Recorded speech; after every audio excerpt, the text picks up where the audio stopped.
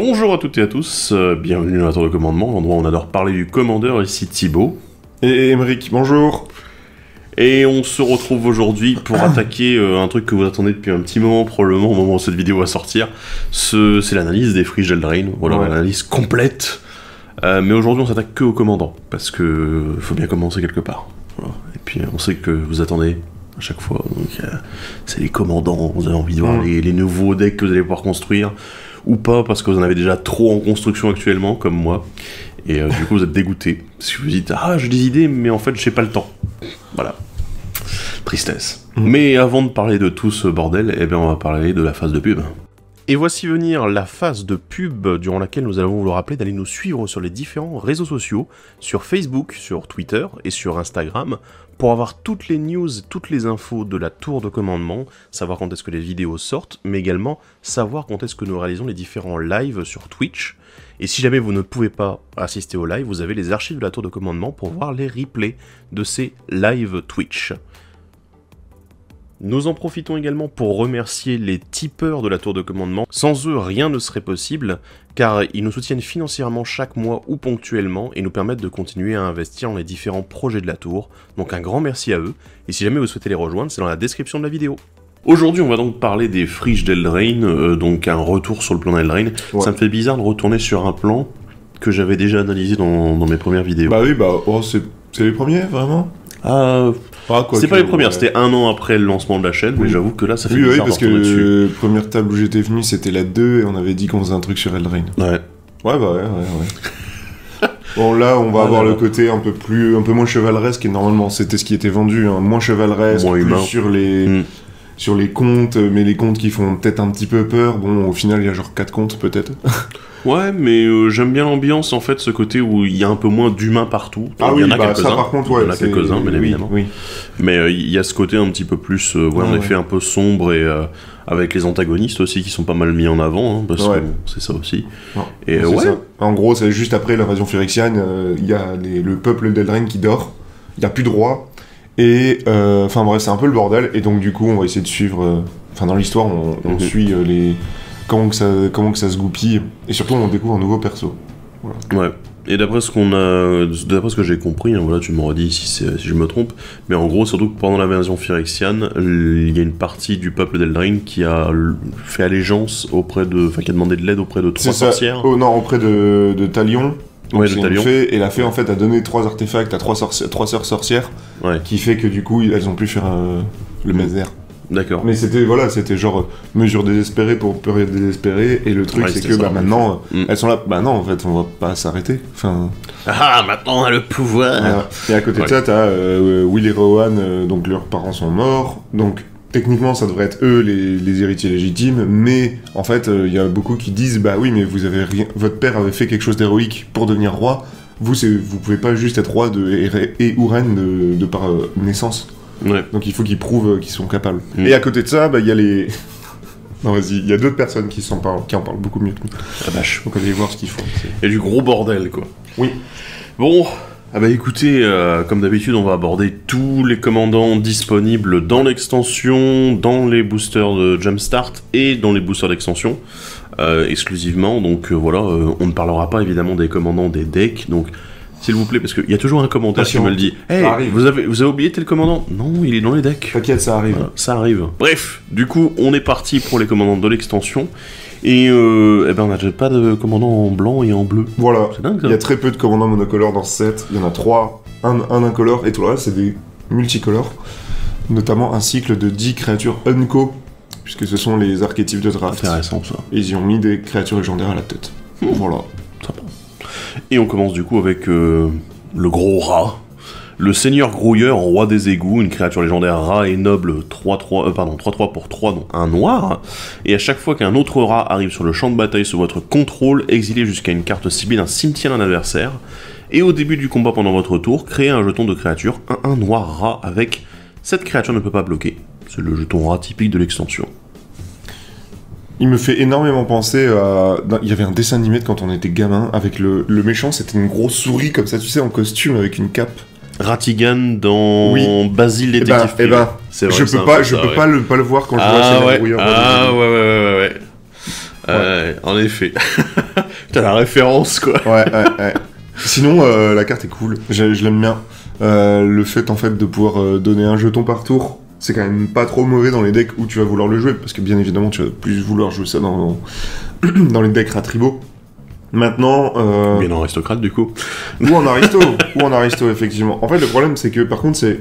Si t'as le droit d'avoir Seigneur Grouilleur ou Ronge-Moelle, ou voir Caribonix... Pour un deck rat, ouais. C'est un peu plus faiblard d'avoir Seigneur Grouilleur. Maintenant, c'est un très bon ajout. Je vois plus dans le deck qu'à la tête, en effet. Et l'effet d'exil, c'est quand même vraiment fort. Bien. C'était très bien. Vraiment fort. C'est n'importe quelle carte, c'est pas juste un... Ça aurait pu être une créature. Hein. Non, c'est n'importe quelle carte. T'es juste limité au cimetière adversaire. Cool. Ouais. Mais moi je trouve que le côté création de jetons, tu te dis à côté t'avais Aprofleur, voilà, qui coûte 2, qui coûte la blinde aussi en sous, et t'as une génération de tokens par tour comme ça. C'est intéressant d'avoir ce même genre, même si ceux-là ils volent pas, ils peuvent pas bloquer.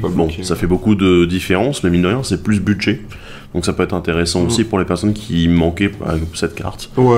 Même si ça a été réédité du coup dans l'extension. Ça coûte pas beaucoup moins cher. Hein. Non, ouais, voilà. Mais voilà, c'est le genre de choses, voilà, c'est des petits ajouts pour les decks qui veulent créer des jetons en noir, ça peut être un bon ajout aussi là-dessus. La carte suivante, c'est Godric Fétard à cap, c'est une créature légendaire humain et noble 3-3 pour 1 mana incolore et 2 mana rouge, il a la célérité. Et là, une nouvelle mécanique du set, c'est qui s'appelle Célébration. Donc tant qu'au moins 2 permanents non-terrain sont arrivés sur le champ de bataille ce tour-ci sous votre contrôle, Godric est un dragon avec une force et une endurance de base 4-4, le vol est 1 rouge, les dragons que vous contrôlez gagnent +1/+0 jusqu'à la fin du tour. Il perd tous ses autres types de créatures. Damn boy. Jeu dragon mono rouge? Tu vas le mettre dans l'Atlas. Hein. Ouais, tu peux le mettre dans l'Atlas. L'avantage, c'est qu'avec l'Atlas, tu vas pouvoir trigger ta célébration. Ouais, parce que du coup, ton dragon, tu le castes, l'Atlas fait un dragon, hop, et le dragon arrive en jeu, bam, célébration, hop, Godric, let's go. Non, ouais. Après, en fait, je trouve intéressant parce que je me dis que c'est... Alors bon, du coup la célébration ne fonctionne pas avec les fetch, notamment, parce que c'est pas les terrains, donc c'est spécifiquement pas terrain, sinon ça aurait été, tiens, le nouveau touche-terre, lol. Touche-terre encore plus puissant. Là, non, justement, là c'est le no touche-terre. Moi je sais pas, je le trouve intéressant en fait, parce que mine de rien, avoir une 4-4 vol dès le tour 4 qui peut attaquer, parce que j'estime qu'au tour 3 il pourra pas se transformer, bien sûr, mais bon, déjà avoir une 3-3 célérité dès le tour 3 ça fait plaisir. Donc c'est un deck un peu bourrin quoi en fait. Il peut être plutôt pas mal, et surtout le boost qui s'applique à tous les dragons en même temps. Tu peux jouer avec des petits dragons, hein, les petits dracaïdes par exemple de Donjons et Dragons, ça peut être plutôt intéressant. Ouais, ou en vrai tu peux aussi attaquer si tu joues un truc à 0. Genre tu vas faire tu gardes ta pétale de lotus, tu le joues en même temps que Godric à ton T3, t'as fait arriver tes 2 permanents. Et tu peux le mettre 4. Est-ce que ça sert à quelque chose? Non. Mais c'est faisable. C'est faisable en effet. Parce qu'il fait que du coup tu peux même le faire en T2. Ça, il se compte lui-même en fait. C'est ça aussi qui est important avec Célébration, c'est que le permanent qui a Célébration se compte lui-même quand il va arriver en jeu. Ouais, mais donc du coup, en effet, si tu joues avec des cailloux, ça peut être intéressant, quoi. Ouais. Après, au-delà de ça, à part un boost pour des créatures dragons, sinon on s'emmerde un petit peu. Et le truc, c'est que vu qu'il est en mono-red, tu vas pas vouloir le mettre dans autre chose que tu vois. Après, si quelqu'un veut se faire un deck budget mono-rouge dragon, qui est... ça reste moins cher que l'Atlas. Ça reste moins cher que l'Atlas, un commandant qui arrive vite. Et bon, si tu le payes 5 à un moment, c'est moins gênant de payer 5 que de payer 8 pour l'Atlas derrière, après le premier cast, quoi. Ouais. Bon.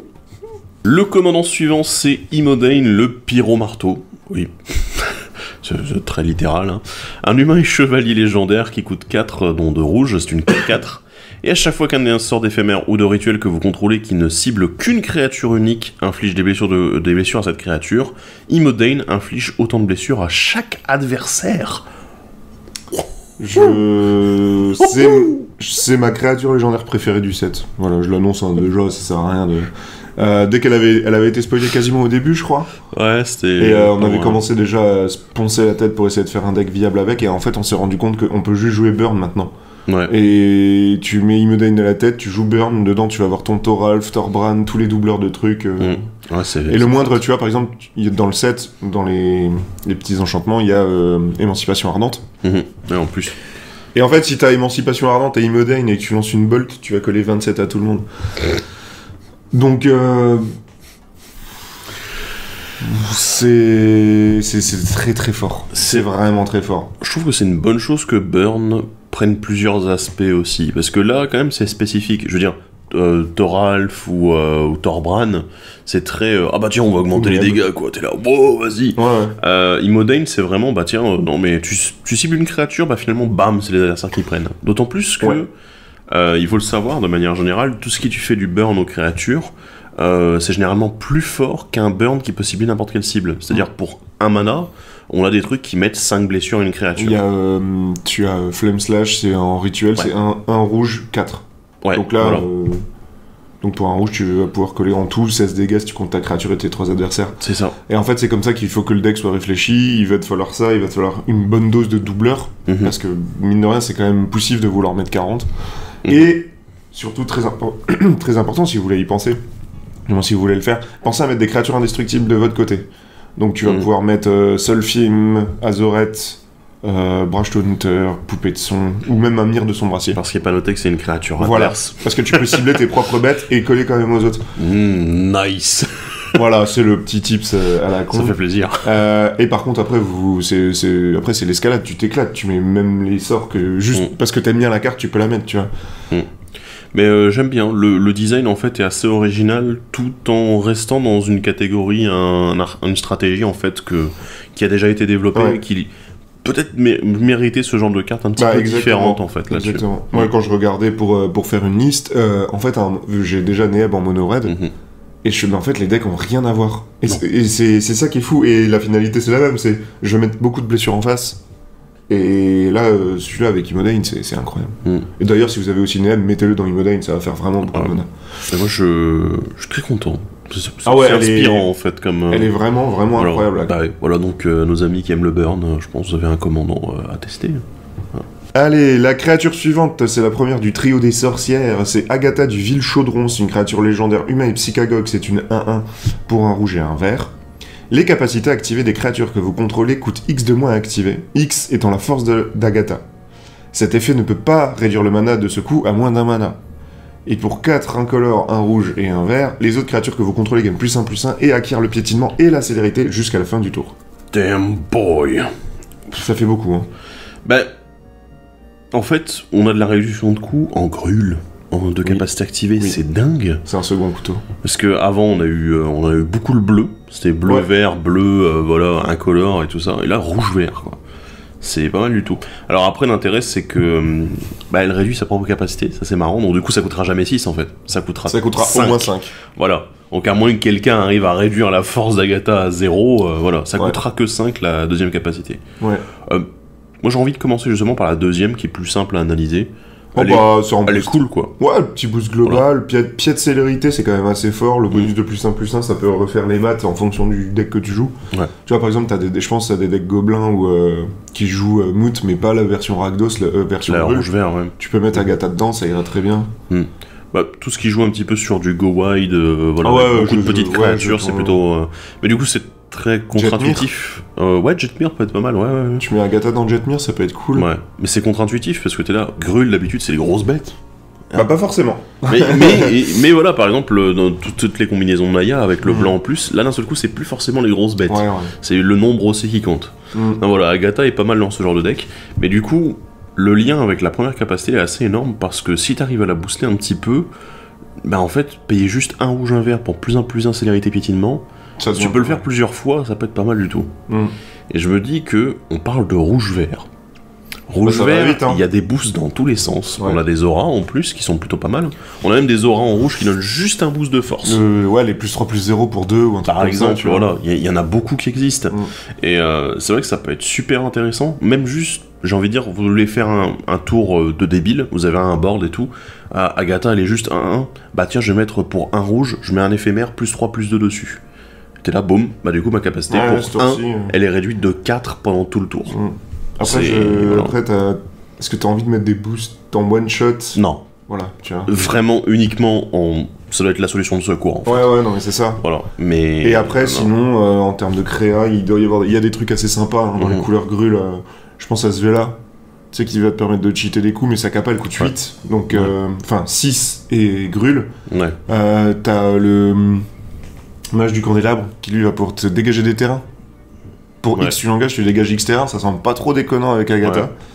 Ce genre de choses, quoi. Et t'avais tout un cycle de créatures qui ont des capas activés qui coûtent genre 7 et une couleur. Et qui sont ridiculement chers pour ce que ça fait. Et je crois qu'il y en a une en vert qui peut booster une créature de +5/+5. Donc en fait, tu peux payer une fois, booster Agatha, la faire passer 6/6, et du coup, après là, tes capas, elles coûtent rien. Mais encore une fois, voilà, vous serez limité, vous pourrez pas le faire genre gratuitement, donc ça risque d'être un petit peu compliqué. Par contre, le mage du candélabre, t'as raison, là-dessus, je pense que c'est une des combos qui peut fonctionner. Je sais pas si c'est combo. Bah si, tu fais mana infini en fait. Ouais, mais tu le dégages comment après Ah oui, non, c'est vrai, tu le dégages pas. À moins qu'il y ait un terrain qui dégage une créature, mais j'ai oublié. Mais enfin voilà.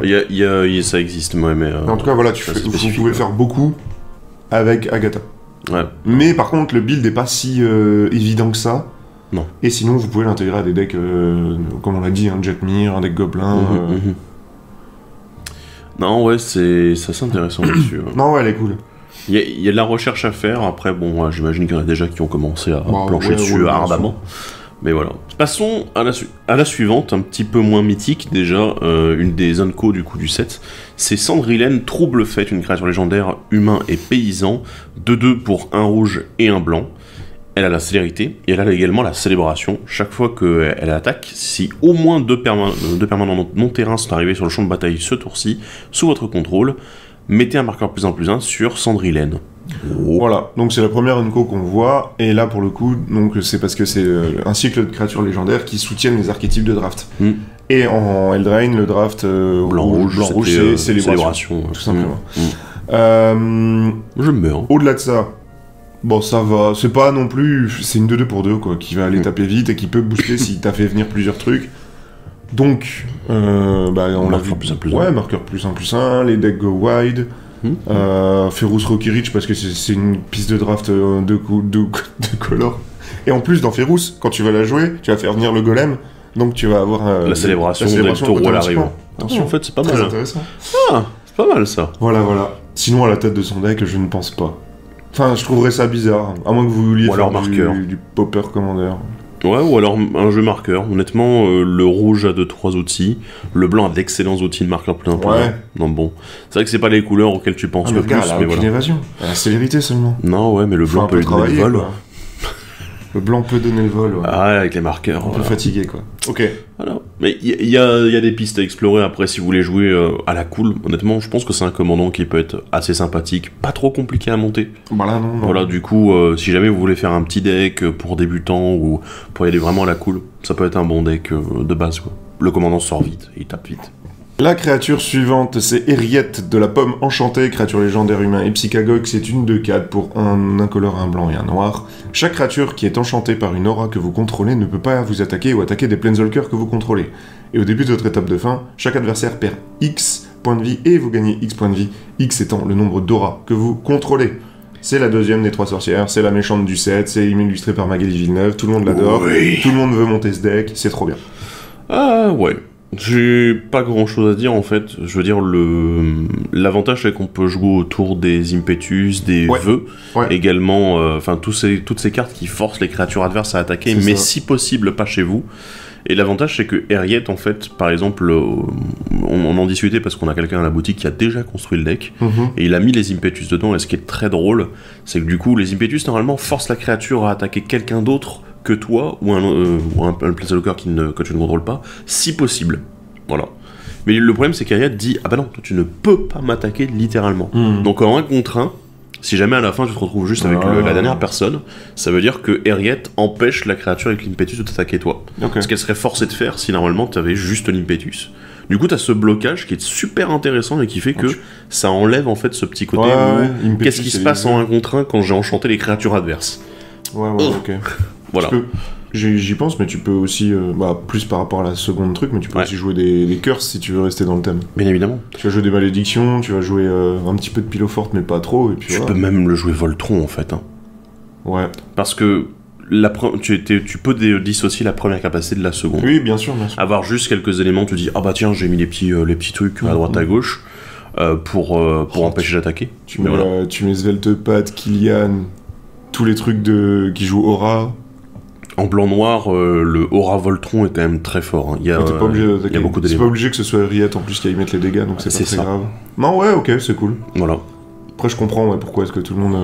Ah, la carte est trop bien. Elle est intéressante parce qu'elle propose quelque chose qu'on n'avait encore pas trop vu dans les cartes. Enfin, du moins en commandant. Elle est ce que Daxos aurait voulu être. Putain, oui. C'est littéralement la meilleure version de Daxos. Remarque, dans Eriad, tu joues Daxos, hein. Tu joues Eriad Constellation. Ouais, tu peux aussi. Il y a tellement de choses en fait à explorer autour du concept des auras, autour du concept de faire perdre les points de vie comme ça, du Voltron. En fait, aura c'est tellement générique comme thème que du coup tu peux faire un peu tout et n'importe quoi. Donc voilà. Bon, et puis on sort quand même d'un set où... Enfin, il y a eu Commander Master où il y avait un deck basé sur les enchantements et qu'il y avait du noir dedans. Ouais. Donc les gens commencent un petit peu à être habitués quand même. Ouais. Mais j'aime bien le côté impetus, où tu vas décider qui va attaquer d'autres personnes sauf toi. C'est assez drôle quand même, je trouve.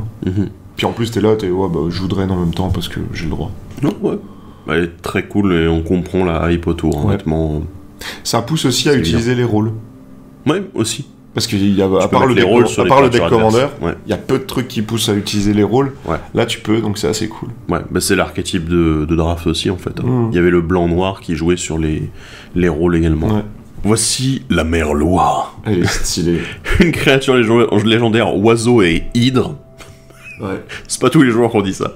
Qui coûte X, un vert et un bleu. C'est une 2-2 vol avec X marqueur +1/+1 sur elle quand elle arrive sur le champ de bataille.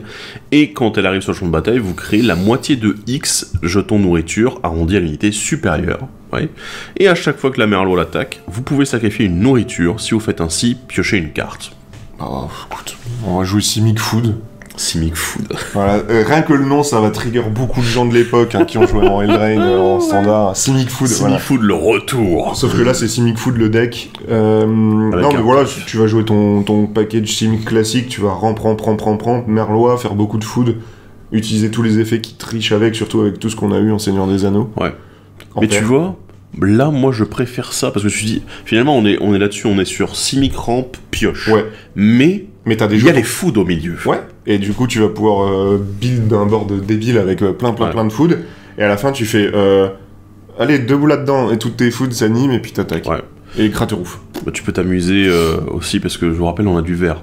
Vie parallèle. Ah oui, Doubling Season. En plus, la vigueur primordiale, voilà. Allez-y, achetez du Eldraine. C'est voilà, le deck il est déjà dans Eldraine, il est déjà dans le set. C'est ça en fait. Et du coup, bah t'es pas emmerdé quoi. En fait, en plus cette carte elle est un peu repompée, je trouve, sur Hydroid Krasis. Ouais. Ah oui, c'est carrément légèrement. Hein. Mais en fait, du coup, c'est Hydroid Krasis et Gilded Goose qui ont fait un bébé quoi, et ça donne ça. Ouais. Et du coup, c'est trop. Il y a une vibe de tout le monde. Quand tu vois la Merloa la première fois, tu fais j'ai déjà vu ce truc quelque part en design. Bien sûr. Et ça te rappelle plein de mauvais moments. Et du coup, je trouve que ce deck est très cool pour ça. C'est que c'est un truc qui est ultra connu, mais il y a un twist, tu vois. Et là, le twist, comme tu as dit, c'est j'ai des nourritures en plus. Ouais.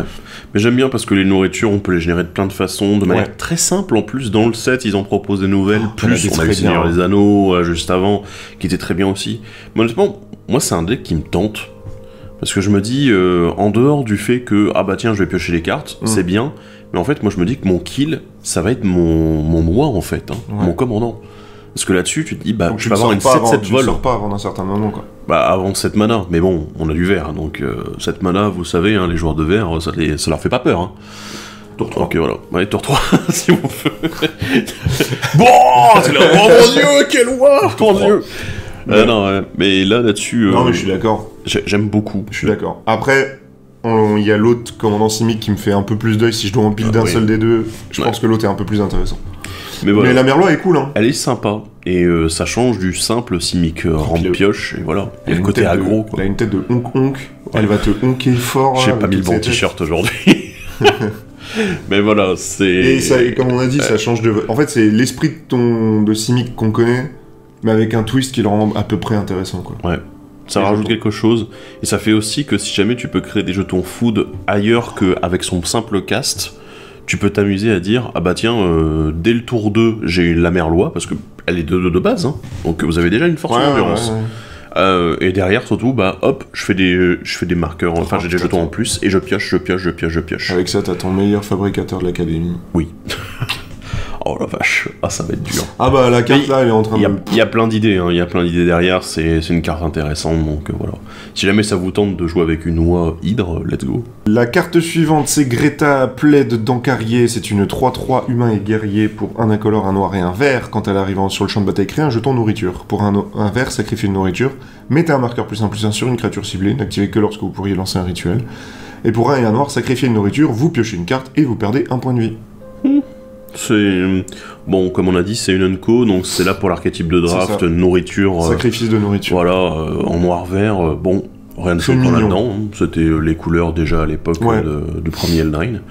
Ce qui est amusant, c'est que du coup, ça peut jouer aussi avec le deck Hobbit de Seigneur des Anneaux. Oui. Parce qu'on a les bonnes couleurs. Moi, je trouve appréciable. Voilà. Le petit marqueur +1/+1, moi, ce qui me dérange un peu, c'est que ce soit en rituel. Tu te dis...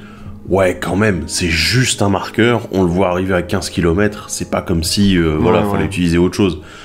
Bon, là, ils auraient pu faire un effort là-dessus. D'autant plus que, faire des foods, les foods, elles sont sur le champ de bataille, tu peux pas trop en faire en éphémère encore, t'en as quelques-uns qui permettent, mais voilà. Bon, donc, du coup, bof, quoi. Pourquoi la limitation? Bon. Mais, ouais... Pour des problèmes de timing, peut-être. Ouais, problème, ouais, en effet, bon... Ok, pourquoi pas.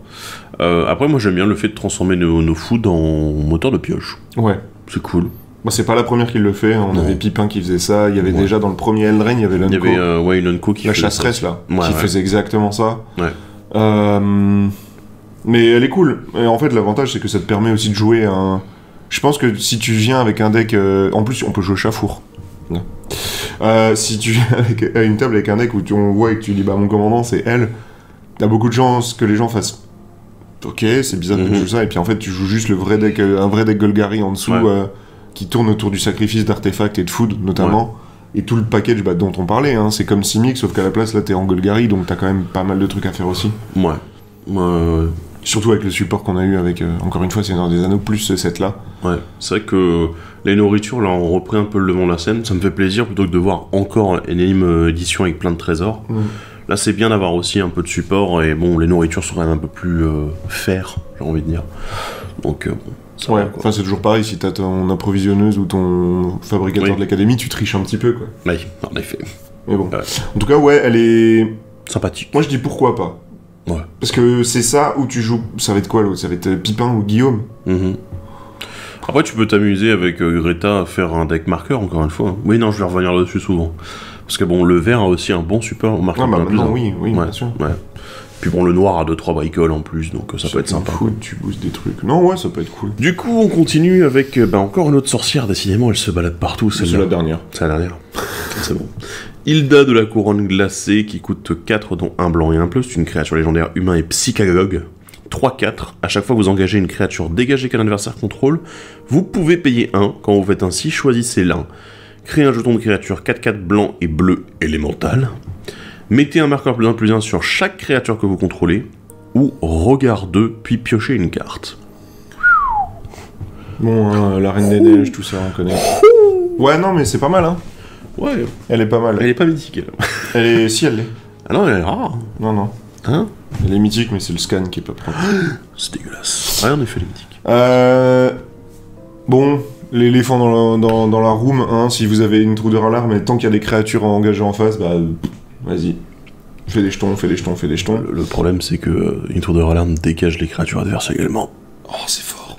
Du coup, tant que t'as du mana, tu peux continuer à engager. C'est incroyable. Tu vas pouvoir jouer opposition aussi pour engager tes propres jetons que tu viens de faire pour engager les créatures adverses. Ouais, non, c'est qu'un adversaire contrôle. Ah oui, non, tu fais... Ah oui, tu fais ton token. Tes propres créatures, voilà.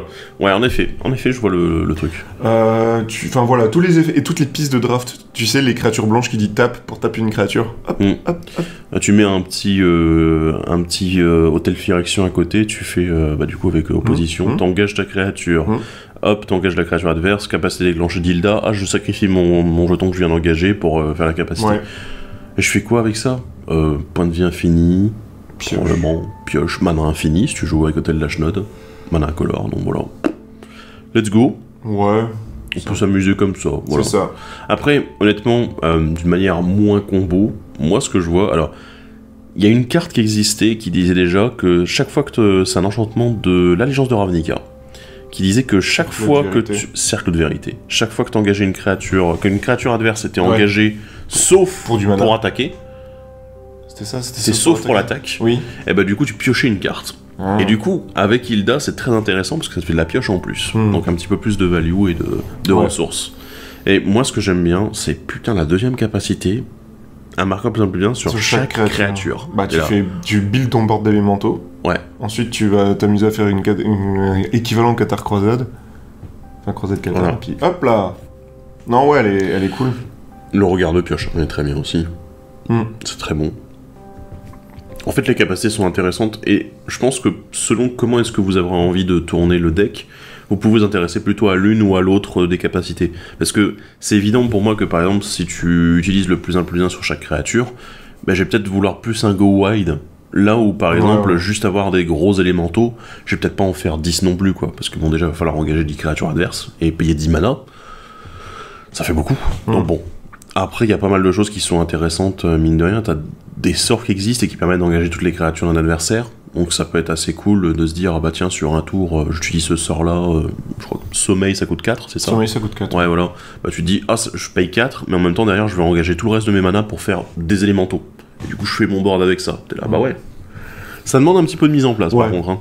Oui, clairement, oui. ouais, là-dessus. Ou alors, la deuxième option, c'est de monter le deck de la Reine des Neiges. Et du coup, toutes les cartes du set, il faut qu'il y ait de la glace ou de la neige dessus. Enfin, toutes les cartes de votre deck, il faut que ça représente un truc gelé. Et là, du coup, et en fait, le truc, c'est que souvent, dans Magic, le gel est associé à cette façon, à cet effet d'engager une créature adverse. Donc, vous n'êtes pas trop hors thème du deck en plus. Ouais. Et ça te donne un truc qui est vraiment, c'est moins fort, mais c'est très très flavor. Thématique, ouais. En effet. Ouais. Ouais, elle est sympathique. Moi, Non, j'ai ouais, elle est envie de cool, voir. hein. C'est soit tu peux, mais par contre, ça va être ceux qui arriveront à bien peaufiner la liste et qui feront, s'il y a une créature en face, c'est fini. Je pense que ça peut arriver, ouais. Ouais, voilà. Bon, après, vous attendez pas à ce que ce soit non plus le cas de tout le monde. Je pense que il y a beaucoup de gens qui vont le jouer plus avec les marqueurs étourdissement, tout nouveau, qui en plus étaient remis en avant dans le set. Donc voilà, ça peut être intéressant là-dessus. La créature suivante, c'est Johan, l'apprenti sorcier. C'est une créature... coucou Johan. Créature légendaire humain et sorcier, c'est une 2/5 pour 2, un bleu et un rouge. Vous pouvez regarder la carte du dessus de votre bibliothèque à tout moment. Une fois par tour, vous pouvez lancer un sort d'éphémère ou de rituel depuis le dessus de votre bibliothèque. Bien évidemment, c'est une énorme référence à Fantasia. Moi, ça me fait marrer parce que l'archétype montré par celui-ci, c'est juste éphémère rituel bleu-rouge. C'est tout. Ouais, et c'est souvent le cas, hein. Grand classique. Là, ben ouais. En fait, moi, quand j'ai vu qu'il y avait un bleu-rouge comme ça, je dis, ah putain, ils vont peut-être montrer un nouveau... Non. Ah non, c'est IZ Spells. IZ Spell, voilà. Alors, je suis pas mécontent. C'est une nouvelle carte qui permet de jouer depuis le dessus de la bibliothèque. Ce qui fait que du coup, il y a encore une nouvelle carte qui permet de le faire. qui permet de combo toupie. Ouais. Voilà. Donc, ah non, on peut pas. Tu peux juste la regarder. Non, ouais, on peut juste la regarder. Ah, je suis désolé. My bad. J'avais oublié, c'est uniquement les éphémères rituels. Mais ouais, Putain, il lui manque un truc pour être bien, quoi. Ouais. Je sais pas, genre, même prouesse, tu vois. Prouesse, ça aurait été cool. Petite prouesse, c'est tout. Ouais. Et on ça s'en ressemble fout. de plus en plus à Elcha, du coup. Ouais, mais là, tu vois, c'est une fois par tour, enfin, ça va, tu vois. Ouais, non, honnêtement, ça aurait été cool d'avoir le côté prouesse en mode, bah vas-y, je peux taper. Ou bien, bah je sais pas, justement, il fait un 0-1 balai qui a la prouesse chaque fois que tu lances un éphémère ou rituel. Ça aurait été drôle. Là, la référence Fantasia, elle aurait été gigantesque. Voilà. Mais, c'est bizarre, il n'y a pas un TCG Disney qui est sorti il y a pas longtemps. Mais voilà, du coup. Mais ouais, non, il est sympathique. Bon, après, il a un big butt. Hein. Putain, 2-5, c'est pas souvent que t'as des créatures avec C'est une... pas mal pour un IZ, hein. C'est pas mal du tout, hein. Mais ouais, c'est dommage, il manque un truc, quoi. Vraiment, il est sympathique. Si jamais vous voulez monter un petit deck, voilà, IZ Spell... Un deck popper. Voilà, un petit truc à la cool, vous pouvez jouer avec Johan, hein, sans problème. Voilà, ça... parce que bon, j'ai discuté avec quelqu'un récemment, justement, sur des commandants IZ Spell, et t'es là, bah, les commandants en question, chaque fois que tu les vois, tu paniques dès que tu les vois en zone de commandement, quoi. T'es en mode, ouais, ça va être violent, quoi. Là, tu mets Johan, c'est plus tranquille, quoi. Bon, bah, ça va, en fait. Tu le regardes, tu fais, ah, Voilà. ça va. Ah, Je l'aime bien, elle. J'aime bien. Ouais, elle est cool. C'est Neva, poursuivie par les cauchemars, une créature légendaire humain et noble qui coûte 4, dont un blanc et un noir. C'est une 2/2 menace. Et quand elle arrive sur le champ de bataille, renvoyez une carte de créature ou d'enchantement ciblé depuis votre cimetière dans votre main. Et à chaque fois qu'un enchantement que vous contrôlez est mis dans un cimetière depuis le champ de bataille, mettez un marqueur +1/+1 sur Neva, puis regard 1. Ouais. Bah, ça ressemble un peu à du Aristo Enchantement, hein. Ouais. Mais avec, au lieu d'avoir du drain de points de vie, tu vas avoir un contrôle de pioche, tu vas avoir ta Neva qui va pouvoir grandir. J'aime bien. Tu peux jouer Aura avec, enfin tu peux faire beaucoup de choses. Maintenant... C'était l'archétype négociation, je pense, en ouais, blanc noir, c'est parce que t'as... Voilà, ouais. tu pouvais sacrifier du coup. Mais par contre, est-ce qu'il y a un moyen de... Est-ce qu'il y a un moteur de sacrifice d'enchantement? T'as pas mal d'enchantements qui se sacrifient pour Qui faire sacrifient par eux-mêmes. Ouais, mais ça existe, cherche voilà. l'inverse. Enfin, cherche un truc qui... Ouais, bon, bref. En blanc-noir, ça me vient pas spécifiquement. Là-dessus, il faudrait faire des recherches, mais ouais. Après, honnêtement, un moteur à sacrifice d'enchantement, il y en a très peu qui existe dans Magic. Donc, voilà, moi, c'est pas le truc qui me vient en premier lieu, c'est surtout les enchantements qui vont se sacrifier eux-mêmes, et donc, du coup, qui vont... Derrière, t'as Neva qui peut en récupérer un quand elle arrive en jeu, quoi, directement. Après, c'est le seul problème que j'ai, c'est que j'aurais bien aimé qu'elle puisse s'en récupérer autrement qu'avec l'arrivée en jeu. Ouais. Parce que, étant donné qu'elle gagne des marqueurs, t'as pas envie, en fait, à un moment de dire « je vais la blinker pour récupérer un enchantement ». Parce que tu perds tout. Parce que du coup, tu perds tout le bonus que t'as eu avec Sauf elle. avec un nosolite. Merde. Fuck. On n'y avait pas pensé, voilà. Mais c'est une option, en effet. Non, j'étais en train de voir avec les boucles Animate Dead. Mais tu sais, avec Animate Dead et Fiend Hunter, mais en fait, Neva s'en fout. Parce que Ouais. l'enchantement va pas aller au cimetière. Non, ouais. C'est un peu bizarre, ouais. Là-dessus, ouais, c'est un peu étrange. Non, mais c'est une... Sinon, je trouve que ça peut être aussi juste une autre deuxième bonne option pour jouer Constellation, Orzhov. Ouais. Après, moi, ce que j'aime bien, elle me fait beaucoup penser à un commandant que je joue un petit peu à la cool, c'est Trelasara. Quand on gagne des points de vie, je mets un marqueur dessus, je fais regard 1. De là, c'est un peu dans le même genre, sauf qu'elle, elle a la menace en plus. Ce qui est intéressant, voilà, il y a une capacité d'évasion, bon, même si c'est une petite capacité, c'est intéressant, quoi. Puis bon, bah maintenant, faut juste cravacher pour trouver les enchantements qui vont aller bien, quoi. Et apparemment, c'est Blanche-Neige. Enfin, c'est la Blanche-Neige d'Eldraine. Mais D'accord. c'est elle qui est dans la réédition du Cercueil de Verre, là. C'est elle qui est Ah dedans. oui, d'accord, ok. La créature suivante, on continue dans le cycle des Unco avec Obira, dueliste rêvante. C'est une créature légendaire peuple fée et guerrier. C'est une 2/2 pour un bleu et un noir. Elle a le flash, elle a le vol. À chaque fois qu'un autre peuple fée arrive sur le champ de bataille sous votre contrôle, chaque adversaire perd un point de vie. Et elle fait le café, les biscuits.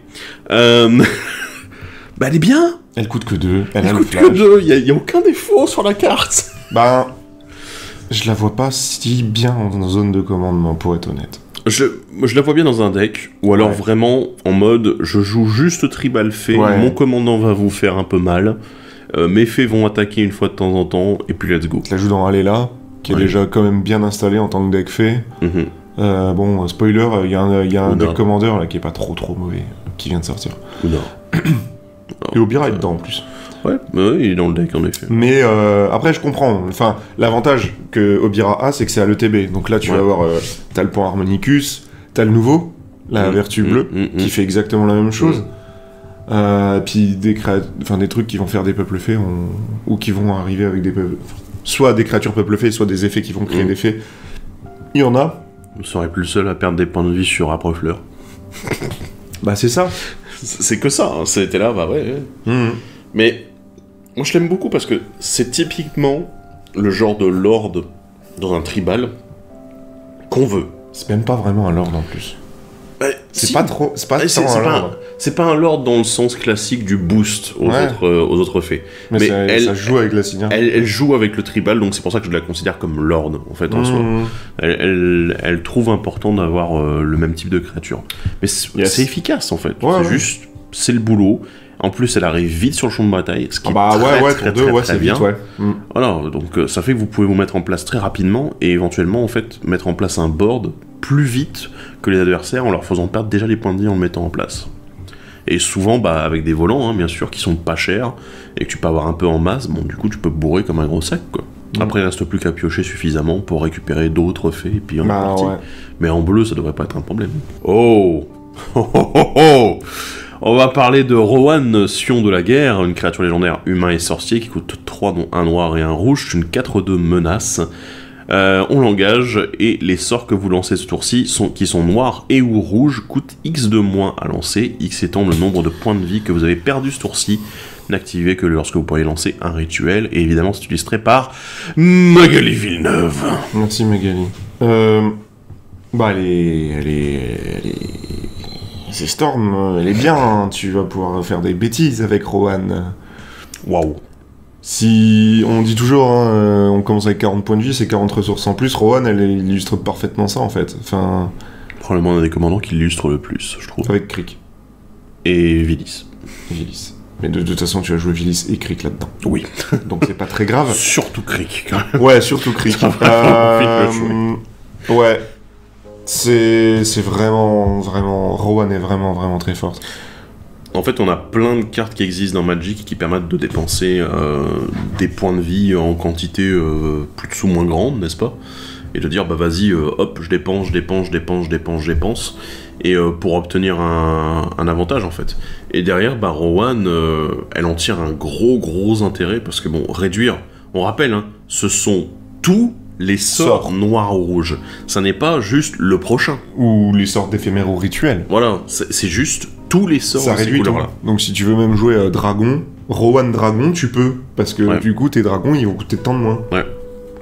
Et ça peut être très fort. C'est le meilleur moment pour jouer les Painland, les talismans, enfin tous les trucs qui peuvent te dire perds un point de vie, fais quelque chose, t'as envie de le jouer en fait. Ouais. C'est enfin un deck où Arène Phyrexia peut être bonne. Oui, complètement. Là-dessus, oui. Bon, après, il y en a d'autres, hein. Il y a beaucoup de personnes ont parlé de nécropotence, bien évidemment, parce que t'es là, bah tu payes des points de vie, lol, et puis on est parti. Ouais, mais c'est ça. Et en plus, tu récupères plein de cartes que tu vas pouvoir lancer moins cher, du coup. En fait, je viens de réaliser que c'est la version Spellslinger de Graven. Ouais, en effet. Tu vois. Donc du coup, le but du jeu, ça va être d'avoir les mêmes bêtes, donc tu vas avoir le mur de sang. Mur de sang, ça dit que tu perds un point de vie pour lui mettre un marqueur +1/+1. Mais en fait, le but, on s'en fout, en fait, c'est un mur. Donc il attaquera pas quoi qu'il arrive. Par contre, il va compter le nombre de points de vie que t'as perdu. Et là, c'est fort. Et il y a, en Légion, il y a une petite créature, Officiant Sanguin, je crois que ça s'appelle. C'est une commune. Pour un noir et un point de vie, t'ajoutes un mana de la couleur de ton choix. Ouais, en effet. Là, je vais payer un noir, je vais perdre un point de vie. Je vais faire un mana noir. J'ai utilisé ce mana noir, je vais perdre un point de vie. Et en fait, tu boucles ta perte de points de vie. Et après, bah, une fois que t'as Rohan, une fois que tu t'es mis à 1 et que tu peux pas mourir parce que tu sais te protéger à peu près correctement, t'engages Rohan et tu fais une exsanguinate ou... Ouais, exsanguination. Ouais, exsanguination, tourment... tourment de grêle de feu, le crippling power. Crackle-Wolf Power. Crackle-Wolf Power, le Jay Moleting Inferno. Enfin bon, tous les trucs qui mettent des blessures en masse aux joueurs, t'es là, bah, let's go, quoi. Alors après, moi, j'ai quand même aussi un petit doute là-dessus, c'est que bon, souvent c'est... Voilà, par exemple, même le tourment de grêle de feu qui coûte que X, tu te dis... Alors, lui, l'avantage, c'est qu'il fait perdre 3 points de vie potentiellement, mais du coup, ils peuvent toujours sacrifier les permanents, défausser des cartes. Du coup, je me demande en fait si même la réduction de coût sera suffisante avec Rohan. Tu peux regagner des points de vie. Oui, tu peux regagner des points de vie. Exsanguinate, par exemple, c'est un très bon exemple pour regagner des points de vie derrière, dire, bah vas-y, on fait perdre tous les joueurs. Mettons, allez, tu vas dire, je vais perdre 15 points de vie ce tour-ci. 2 mana noirs, Exsanguinate, X égale 15, vous allez perdre 15, je vais regagner 45. Ouais. Crackle, l'avantage... Ah, merde. Crackle-Wolf Power, oui. L'avantage, c'est que ça met 5 fois X, par exemple. Mais le truc, c'est qu'il faut payer 2 fois X. Donc c'est là, bah, ouais, c'est des choses... Il faut faire des calculs, il faut faire attention, surtout, à pas commencer à se pomper les points de vie trop vite, en mode, ah, vas-y, je vais le faire maintenant, et en fait, finalement, les calculs sont pas bons du tout. Voilà. Donc là, il faut faire très attention aussi. C'est de la prise de risque, ce deck-là, hein. Ça, c'est évident. Voilà. C'est pas un deck facile à jouer. Non. Voilà, donc ça te demande une certaine maîtrise et vraiment le fait de se poser des questions sur, au niveau de la construction, qu'est-ce que vous voulez mettre dedans, etc. Et vraiment évaluer les risques de chacune des cartes, ce que ça vous apporte sur le long terme, et ensuite, dans la situation où Rohan est là et vous pouvez vraiment perdre beaucoup de points de vie. Voilà. C'est vraiment une évaluation de tout ça en même temps qu'il faut... C'est un deck de matheux, en fait, un petit peu. Hein. Il faut vraiment faire attention et calculer les risques et le potentiel derrière. Voilà.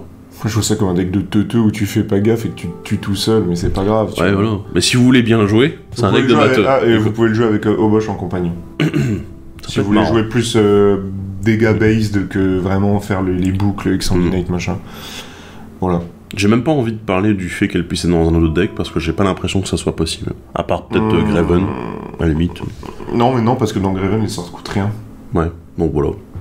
Non, Rowan est difficilement intégrable dans un autre deck. Voilà. C'est sûr. Ouais. Je vois pas le truc, donc non. Passons à la suite. Et la suite, c'est Ruby, traqueuse audacieuse, c'est le petit chaperon en rouge. Créature légendaire, humain et éclaireur, c'est une 1-2 pour un rouge et un vert.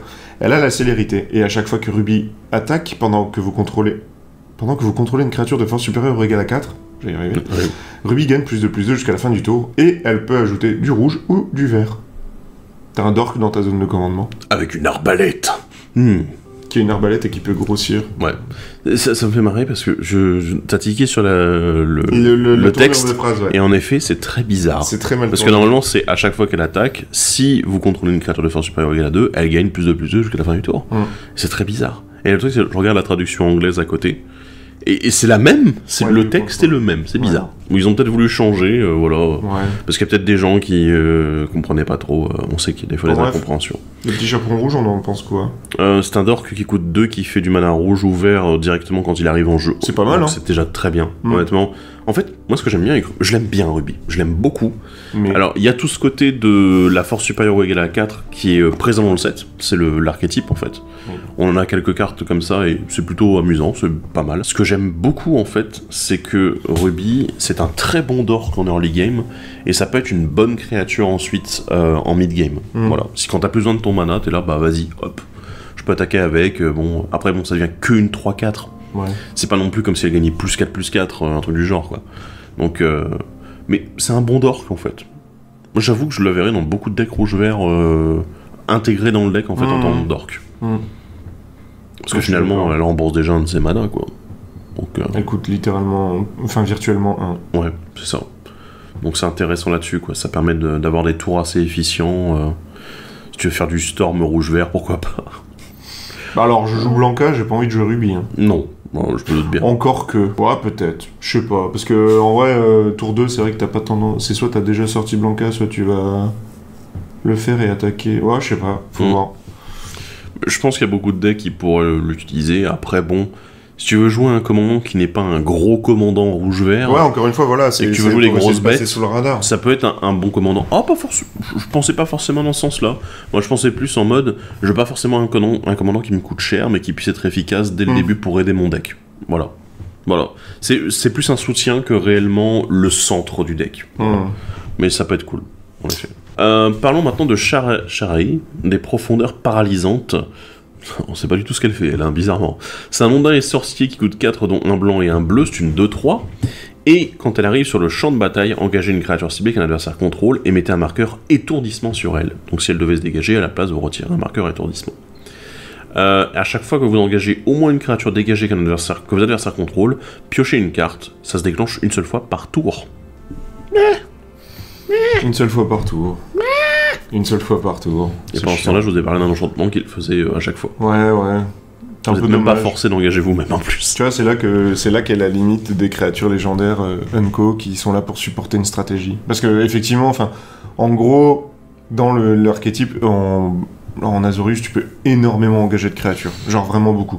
Et à mon avis, ça faisait peur au moment de développer, ils ont fait ouais, mais si t'as ça et que tu vas pouvoir piocher genre 8 cartes, ça va être relou. Bah, surtout dans des états où t'as des board state pas possibles. Mais ça aurait été par exemple, elle gagne +1/+1 jusqu'à la fin du tour, il aurait permis que ça soit cumulable.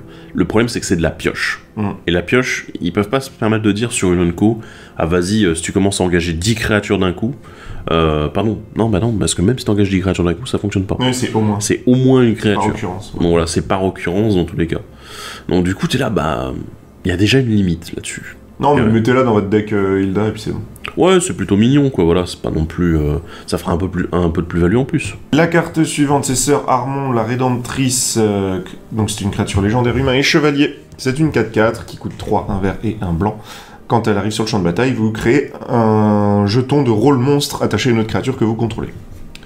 Les créatures enchantées que vous contrôlez gagnent +1/+1. C'est le premier rôle qu'on voit. Ouais, le rôle monstre du coup, donc les rôles, ce sont des enchantements, des jetons d'enchantement aura, avec le sous-type rôle, qui en fait ne sont pas cumulables en fait, contrôlés par le même joueur. C'est-à-dire si une de vos créatures a déjà un rôle, si vous voulez lui mettre un rôle supplémentaire, et que vous étiez également le contrôleur du premier, bah en fait le premier va dégager, vous gardez le second. Du coup il y a 6, dans le set il y a 6 rôles différents, et il y en a un en plus qui est dans le deck Commander. Donc le rôle monstre lui donne +1/+1 et piétinement à la créature enchantée. C'est plutôt amusant comme type de fonctionnement sur les auras. Et donc en fait les créatures enchantées que vous contrôlez gagnent +1/+1, ça fait que si jamais Sir Harmon arrive en jeu, elle se cible elle-même, ça veut dire qu'elle est déjà 6/6 en fait, de base. 6/6 piétinement pour 5. Ouais. Bon, dans le set, il y a une ou deux cartes qui servent aussi de boost global aux créatures enchantées. Là, bon, t'as une bête en plus qui le fait. C'est 5. Ouais. Un peu cher pour une antenne. Il y a le +1/+1 piétinement en plus. Oui. C'est ça qui... Voilà. Et bon, en blanc, on peut doubler les effets d'arrivée. Après, blanc-vert, en blanc-vert aura, piétinement, ouais, si, t'as rancœur quand même. Je suis en train de regarder si ça vaut vraiment... Tu vois, si le rôle justifie ton slot dans un deck de cette couleur-là. Moi, j'aurais juste une chose à dire, c'est que la façon dont le fait que ce soit une antienne pour les créatures enchantées, ça donne l'envie, en fait, de construire un deck qui soit tourné autour du fait que toutes vos créatures vont avoir des auras, et que vous ayez du coup un panel de créatures, et non pas un Voltron avec une seule créature, sinon ça n'a pas ou peu d'intérêt, quoi. Ouais. Donc ouais. Comme le fait le deuxième commandant du deck Aura. En effet, aussi. Qui donne des rôles à toutes les créatures. Ok. Pourquoi pas? Bon, c'est une très bonne créature de soutien, quoi. Nous allons continuer avec Tarelion, Seigneur Bienveillant, celui qui a foutu le bordel. Une créature peuple fée et noble qui coûte 4, dont un bleu et un noir. C'est une 3/4 avec le vol. Et quand il arrive sur le champ de bataille, au moment où il va arriver sur le champ de bataille, vous choisissez un nombre entre 1 et 10. Et à chaque fois qu'un adversaire lance un sort avec une valeur de mana, une force ou une endurance égale au nombre choisi, ce joueur perd 2 points de vie et vous piochez une carte. Je me permets, avant que tu réagisses, juste de faire une correction, c'est pour ça que je me suis repris. C'est au moment où il arrive, c'est-à-dire c'est pas un effet d'arrivée en jeu, c'est juste avant l'arrivée en jeu que vous choisissez le nombre. C'est quand on sait qui résout. C'est quand on sait qui résout, c'est juste avant, c'est comme les Ravland, voilà, les clones, tout ça. Donc du coup, vous ne pouvez pas copier la capacité déclenchée, puisque ce n'est pas une capacité déclenchée, avec un Parnamanicus par exemple. Et ça passe par contre au-dessus des effets comme Elesh Norn, qui dit que si admettons un de vos adversaires joue Elesh Norn, ça passe au-dessus. Le truc passera au-dessus. Ouais. 2. Voilà, vous faites pas... C'est 2. Non, 2. 2. Ouais, le nombre à choisir, c'est souvent 2. Voilà. C'est souvent 2 parce que statistiquement, c'est ce que les gens jouent le plus. En commandeur. Maintenant, voilà, ça dépend de contre qui t'es en train de jouer, quoi. C'est à voir, donc ouais, on peut s'adapter. Si jamais vous voyez quelqu'un joue avec des petites cartes, oui, voilà, vous pouvez peut-être dire 1. Mais tu vois un gars se poser avec la trill, tu vas dire, oh, toi, je vais dire 1. Tu vois. Après, pourquoi choisir quand on peut en faire 10 et avoir le Tarelion 1, Tarelion 2, Tarelion 3, Tarelion 4, Tarelion 5. J'ai les clones. Bah oui, tu fais Sakashima, Spark Double, tout ça. Tu t'amuses, tu fais une... Pourquoi nous demander de choisir quand on peut tous les avoir? Ouais. Bon, peut-être pas 10. Après, honnêtement, moi, Tarelion fait partie de ces commandants qui m'inspirent absolument pas. Je suis là, ouais, il est marqué value, ok, perte de points de vie pour les adversaires, très bien. Et donc, on va où avec ça? Ah bah tu draines, tu vas rester dans ton coin, tu vas être un peu la fun police et puis... Ouais mais bon, t'as intérêt à être full contrôle pour protéger ton Tarelion parce que derrière... et avoir un moyen de le blinker éventuellement si tu veux changer le nombre. Ça se fait ça. Voilà, mais bon. Alors après, c'est pas infaisable, mais je trouve juste que ça va être... Ouais, je joue Nimris Control, hein. Honnêtement, je le trouve plus fun que Tarelion, hein. Parce qu'il y a un peu plus de recherche et je suis un peu plus actif dans ce qui se passe. Voilà. Mais là, je sais pas. Après, voilà, vous avez le droit d'apprécier le commandant et d'avoir envie de le jouer. En fait, c'est juste que moi, ça m'inspire. Je vois ce que tu veux dire et je comprends, enfin, dans le sens où l'effort de s'emmerder avec avec le 1 à 10, avec ce que ça change, ok, et c'est la finalité que tu trouves peut-être un peu ou alors peut-être un peu poussé, quoi. Je vais juste avancer une théorie, c'est que je pense qu'il y a des gens qui vont s'amuser à le construire vraiment très bien. Et je sais, je l'ai. Mais du coup, je pense qu'il y a des gens qui vont s'amuser vraiment à le monter très très bien. Ils vont le jouer une fois ou deux, et puis ensuite ils vont se faire chier. Le deck va bien sortir, ils vont être là, des fois ils vont se faire contrôler, ils vont se faire gérer, mais c'est pas grave, ils reprennent. Et j'ai peur qu'ils se fassent chier au bout d'un moment, en fait, là-dessus. Voilà, prédiction. L'avenir. Bon, on verra. Bah, le problème, c'est que si c'est pour jouer Dimir, là, celui-là, tu ne jouerais pas du tout peuple fée. C'est une fée, mais tu vas pas jouer fée tribal. Pas vraiment besoin. Sauf que tu vas mettre les bonnes fées, genre tu vas mettre Vendilion Click. Ouais. Mais sinon, c'est vrai qu'on s'emmerde un peu, quoi. Et par contre, en termes de Dimir Control, il y avait pas tant de bons decks que ça. Et lui, c'est une bonne option, tu vois. Voilà. Si tu veux pas taper dans le zombie tribal ou dans le peuple fée, il y avait pas grand chose, ou artefact, il y avait pas grand chose, lui c'est une bonne option, je trouve. La carte suivante, c'est un Rakdos. C'est Totentans, le joueur de flûte, créature légendaire, humain, psychagogue et barde. C'est une 2-3 pour un noir et un rouge. À chaque fois que Totentans, joueur de flûte ou qu'une autre créature non jeton que vous contrôlez meurt, créez un jeton de créature 1-1 noir rat avec cette créature ne peut pas bloquer. Et pour un incolore et un noir, un rat attaquant ciblé que vous contrôlez acquiert le contact mortel jusqu'à la fin du tour. Vache. Ça veut dire que maintenant, c'est le seigneur de quartier insalubre, mais en moins cher, quoi. Mais en moins bon. Ouais, parce que les rats peuvent pas bloquer, ils ont pas le contact mortel de base, d'accord. Et surtout, le seigneur de quartier insalubre, c'est quand une créature non jeton meurt. Oui. Même chez les autres. Si. Ah ouais. Ouais. Non mais moi aussi. Ah la vache. Ouais, mais oui. D'accord. Ah ouais. Mais bah après voilà, si vous voulez faire du Rakdos sacrifice, bah moi je pense que c'est un bon commandant, quoi. Même au-delà de ça, Rakdos jeton. Tout simplement. Parce qu'en fait, du coup, je sais plus avec qui j'en discutais, et j'étais... putain, j'aimerais bien refaire un deck où je peux rejouer. Parce que avec Eldraine, du coup, on a eu des jolis petits enchantements. Et du coup, le fait d'avoir récupéré un carré complet de secousses d'impact foil, je fais putain, j'aimerais bien le rejouer quelque part. Donc oui, c'est les créatures. En fait, je me suis dit que Rakdos jeton, ça pouvait être pas mal. Et Totentans, en fait, c'est soit tu joues Gobelin, c'est un peu chiant, soit tu joues autre chose. Et lui, il est un petit peu bien indiqué quand même. Ouais, moi il m'a l'air sympathique, sans plus, honnêtement. Mais il fait son taf, c'est l'Unco qui soutient un archétype dans un draft. Et là, l'archétype, c'est Rat. En Rakdos, c'était Rat, l'archétype. Ouais, ça marche, je vous assure, ça marche. Ouais, c'est vraiment pas mal. Donc bon, mais ouais. Non, ouais, ok. Puis il a le flutio. Parlons de Troyan, courageux explorateur qui coûte 3 dont un vert et un bleu. C'est une créature légendaire Vedalken et éclaireur 1-3. Il s'engage pour ajouter un vert et un bleu. Ne dépensez ce mana que pour lancer des sorts avec une valeur de mana supérieure ou égale à 5, ou des sorts avec X dans leur coût de mana, comme la Goose Mother. Et pour un bleu et en l'engageant, piochez une carte, puis défaussez-vous d'une carte. C'est lui que je parlais tout à l'heure quand j'ai dit que si je devais en build. Oui, avec Keruga en compagnon. Oh là là. Bah non, tu peux pas. Ah si. Bah non, parce que lui il coûte 3. Eh bah c'est bon. Keruga c'est 3 et plus. Keruga c'est 3 et plus. Oh d'accord, je pensais que c'était 4 et plus. Non. J'ai un petit doute. Ok. Moi j'aime bien le design, il est cool en fait, parce que tu vas avoir ton Simic, toujours pareil, c'est Simic, c'est des trucs qu'on connaît, t'as de la pioche, t'as du mana, mais t'as une énorme restriction, mais la restriction fait que tu te dis ouais mais je joue Simic donc c'est pas grave, tu vois. J'étais là, je me demandais pourquoi est-ce qu'il y avait un Vedalken sur ouais, c'est du lore. En gros, il y a des autoroutes, ils ont ouvert des autobahns du multivers. Voilà, et je vois ça. Tu peux t'amuser à passer d'un plan à un autre. Ouais, ça fait barrer là. Les rues de Ravnica étaient étouffantes, Eldraine, tu t'aventures sans fin, pavé d'or. Bah oui. Dit-il en emportant l'œuf de la Goose Mother. Mais donc voilà, Troyan, rigolo, parce que du coup, moi vraiment, enfin, le Keruga compagnon, j'ai fait, ça a l'air très très con. Ouais, non, bah, sympa, tu vois. C'est mignon, honnêtement. Ouais, c'est ça. Voilà. Après, c'est Big Spell Simic, mais l'avantage c'est que c'est juste Big Spell Simic. Il y a un peu de pioche dessus, mais c'est voilà, tu vas pas casser comme tu peux casser avec un Kinan, tu vois par exemple. Non, ouais, voilà. Mais ouais, il est sympathique, quoi. Ouais. Sympathique. Bah, encore une fois, les Unco, plutôt sympa. On continue avec Will, Sillon de la Paix. C'est une 2-4 pour un blanc et un bleu, créature légendaire humain et sorcier. Il a la vigilance et on l'engage. Les sorts que vous lancez ce tour-ci qui sont blancs et ou bleus coûtent X de moins à lancer. X étant le nombre de points de vie que vous avez gagné ce tour-ci, n'activez que lorsque vous pourriez lancer un rituel. C'est le counterpart parfait de sa sœur. Est-ce que vous connaissez Intruder Alarm? Chacun son truc, voilà.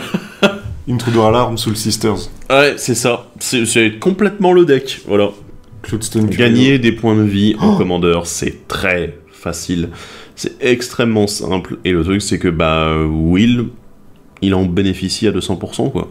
Le deck a pas besoin d'être compliqué, il est beaucoup moins risqué que le deck Rowan. Mais oui, baliste, oui, d'accord, voilà. Mais en fait, mais techniquement, baliste peut être aussi joué avec Rowan, hein, voilà. Donc, ouais, mais dans Will, c'est plus drôle. En fait, c'est là où moi je préfère Will à Rowan parce que techniquement, je n'utilise pas mes points de vie pour diminuer le coût, je les augmente pour diminuer le coût. Ah, mais t'es plus Ce qui lent fait que aussi. du coup, j'ai pas de plafond en fait. Ouais, mais t'es beaucoup plus lent. Ça dépend du coup. Alors, ouais, en effet, c'est relativement plus lent, mais l'avantage c'est qu'en blanc-bleu, généralement, les trucs qui vont me permettre de gagner seront moins chers. On va pas partir sur des sorts à X, quoique je pourrais très bien faire vas-y, Zénith de bleu soleil pour tuer un joueur. Paf, c'était mort. Et voilà, t'as pioché ta bibliothèque, c'est bon. Après, la quantité de points de vie à gagner, bah ouais, en effet, ça va être souvent, il faut qu'on ait une combo, une grosse synergie, une petite boucle. Notamment avec, comme tu disais, les Soul Sisters, tout ce qui permet de gagner des points de vie à l'arrivée en jeu des créatures. Bah vas-y, hop, je gagne des points de vie, et on est parti. Et c'est pour ça que je parle de Intruder Alarm, parce que c'est une carte qui va du coup synergiser super bien avec Will, puisque vous pouvez réduire, enfin du coup, activer Will, jouer une carte du coup pour beaucoup moins cher, une créature pour beaucoup moins cher, et elle arrive en jeu, vous dégagez Will, et du coup vous déclenchez à nouveau des effets, vous allez pouvoir encore continuer à réduire le coût. Et en fait, le fait de pouvoir activer Will plusieurs fois dans un tour, même en ayant gagné que 3 ou 4 points de vie à chaque fois, hein, Ça permet de lancer le truc. ça permet de énormément diminuer les coûts, et du coup éventuellement de gagner derrière, quoi. Parce que du coup, pas besoin d'essayer de gagner 50 points de vie sur un tour. Parce que si tu peux activer Will plusieurs fois, bah c'est bon. Et en dehors d'Intruder Alarm, je vous rappelle également qu'on a des auras qui permettent de dégager la créature enchantée. Et là, ça peut être très très con. Voilà. Donc c'est une possibilité aussi, quoi. Mais c'est une autre façon. Rowan pour moi est plus risqué, et je pense qu'elle nécessite plus une grosse maîtrise du deck. Will, je pense que tu peux le jouer pépère. Tu peux le jouer jeton. Et tu peux le jouer jeton. Et tu peux le jouer un peu plus vénère aussi. Mais ça sera jamais aussi vénère que Rowan, parce que ça va demander beaucoup plus de mise en place. Ça va pas être ah bah tiens, je joue une nécropotence et puis bam, vas-y, je peux réduire mes coups et vas-y, je te tue. Ça va souvent être bah écoute, faut que je mette en place 2-3 cartes et puis on est bon, on peut commencer à faire des conneries. Voilà. C'est un deck qui prend plus son temps. Mais il est intéressant aussi. La carte suivante, le commandant suivant, c'est Yéna, régente de Croc-Rouge, qui est blanc-vert. Voilà. Croc-Rouge, mais blanc-vert. Elle coûte 4. C'est une 4-4 elfe et noble, et vous payez 2, vous l'engagez, choisissez un enchantement ciblé que vous contrôlez, qui n'a pas le même nom qu'un autre permanent que vous contrôlez. Créez un jeton qui en est une copie, excepté qu'il n'est pas légendaire. Si le jeton est une aura, dégagez Yéna, régente de Croc-Rouge, puis regard 2, n'activez que lorsque vous pourriez lancer un rituel. Tu vas pouvoir copier ta Doubling Season une fois. Waouh. Et en faire une copie légendaire. 2 fois du coup. Ah non, excepté qu'il n'est pas légendaire. Avec Doubling Season, tu fais 2 fois le jeton, donc t'en as 3. Yes. Oh, c'est tellement fort. Ah, j'imagine qu'il y en a en limité, ils ont dû s'amuser, hein, du coup. Ah, c'est fort. L'avantage, en fait, c'est que c'est un commandant qui se joue à la fois aura et qui se joue à la fois enchantement. Et c'est cool, parce qu'il n'y a pas de restriction. T'as juste un sacré boost, par contre, si tu joues aura, quand même. T'es là, ah bah vas-y, on va la dégager. Glitter. On est reparti, quoi. Mais honnêtement, ouais, dans un deck aura, ça peut être fort. Dans un deck enchantement, ça peut être cool aussi. Bien. En plus, avec les effets, comme tu disais, de constellation, ça fonctionne très bien, quoi. Donc, ouais. Dans Citis, tu doubles tu peux doubler ta Citis. Tu peux doubler Eidolon des Fleurs. Tu peux doubler Eidolon des Fleurs, tu peux doubler pas mal de trucs, ouais. Ah ouais, c'est cool. Honnêtement, vraiment, là, pour le jeu aura et pour le jeu enchantement, il est très très bien. Hein. Je vois pas de défaut. 2 mana, c'est correct pour une simple copie. Voilà, quoi. N'activez que lorsque vous pouvez lancer un rituel. Voilà, la restriction de dire vas-y, non, faut pas qu'elle ait le même nom, tu es là. Ouais, c'est compréhensible parce que sinon tu fais n'importe quoi. Voilà, il y a un moment, faut se calmer aussi, quoi. Parlons des commandants aventure. Parce que maintenant, on joue en Oathbreaker, en fait. Du coup, on a des éphémères et rituels dans la zone de commandement. C'est ça. Il y en a 2, et la première, c'est Belluna, grande bourrasque, créature légendaire géant et noble. Je vais commencer par lire la créature et puis après le reste. Donc c'est une 4-4 pour un vert, un bleu, un rouge, elle a le piétinement. Les sorts de permanents que vous lancez qui ont une aventure coûtent 1 de moins à lancer. Et son aventure c'est Enquête de frisson. C'est un éphémère aventure qui coûte 2 incolores, un vert, un bleu et un rouge. Meulez 7 cartes. Puis mettez dans votre main toutes les cartes qui ont une aventure parmi les cartes meulées. Ok, bah commençons avec l'aventure du coup, dans le sens inverse. Ouais. Alors moi je suis jamais très fan de meuler mes propres cartes. Bon après voilà, moi, c'est pas mon style de jeu. Mais je comprends. Ça demande vraiment un deck très tourné aventure. De toute façon tu vois sur la carte, c'est noté partout, c'est les aventures, les aventures, les aventures. Et ouais, 5 mana c'est beaucoup hein, quand même. C'est pas si beaucoup que ça. Ouais, tu Parce dis... qu'en fait, tu vas c'est refaire ta main. potentiellement une grosse pioche, ouais, c'est sûr, c'est sûr. Et tu filtres tout ce qui n'est pas C'est ça. aventure, tout ça. Alors, Après, moi, ce qui m'embête, c'est que dans un jeu aventure... enfin, désolé, Ouais. mais ce qui m'embête dans le jeu aventure, c'est que t'as pas forcément envie d'avoir que des aventures. Donc, si tu commences à... Tu vas forcément avoir des trucs de gestion, de protection, de pioche, qui sont importants. Et j'ai l'impression que Belluna, en fait, le moment où tu vas lancer Enquête de frisson, bah, c'est aussi peut-être un risque de perdre des ressources qui peuvent être très importantes que les aventures en elles-mêmes ne peuvent pas te fournir. T'as pas d'aventure qui te fournit intervention héroïque, par exemple, en vert. Il y en a une. Elle donne pas tout ton board, mais elle protège. Oui, voilà. un truc. Elle protège un truc, mais elle protégera jamais En fait, tout ton board. C'est là le. En fait, j'ai fait une liste que j'ai montée et que Ouais. ça tournouille, mais j'ai 40 aventures à peu près. Parce que, en fait, je joue pas avec 40 cartes, j'en joue avec 80 sorts. D'accord. Et du coup, tu vas avoir. En fait, il y a beaucoup d'aventures, notamment dans Baldur's Gate, qui ont des effets qui sont vraiment très très bons. Ouais. Là, dans le premier Eldraine, c'était un peu bof, j'ai gardé Ouais. les meilleurs. Par contre, celle-ci, l'extension est très Par contre, bonne. dans cette extension, il y en a des vraiment cool. On en reparlera. Et c'est pour ça que quand tu dis oui, 5 machin, mais en fait 5 c'est rien du tout dans le deck. Les seuls sorts non aventures, on va dire, que j'ai laissés, c'est des trucs qui vont synergiser avec les aventures et avec l'exil. Et en fait voilà, tu y vas, tu fonces là-dessus.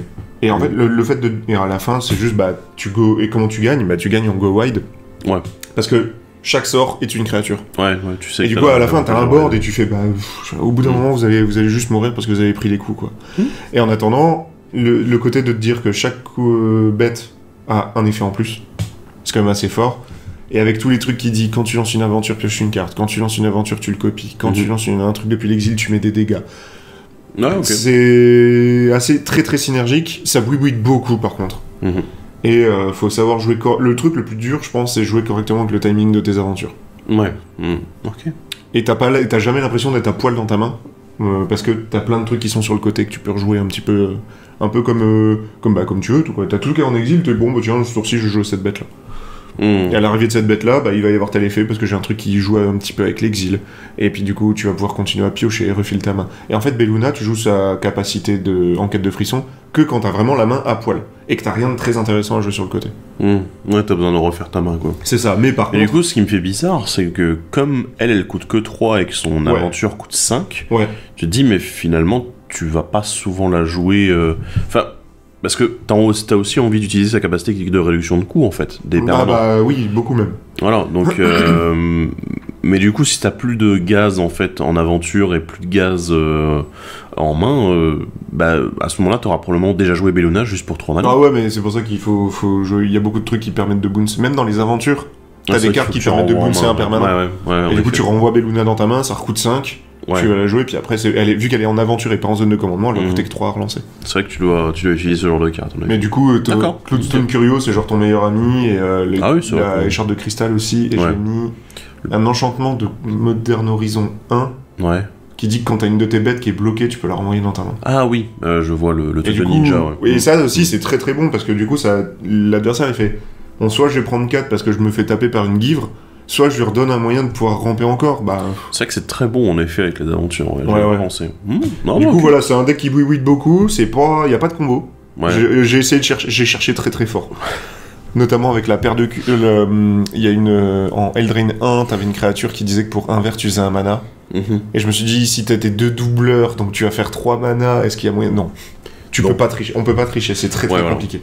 En fait, tu comptes beaucoup sur la plus-value apportée par ta double carte, quoi. C'est Ok. ça. Chaque carte compte pour 2, donc t'as 80 cartes et pas 40. Et puis, par contre, t'as besoin d'avoir un certain nombre de créatures aventure. Ouais.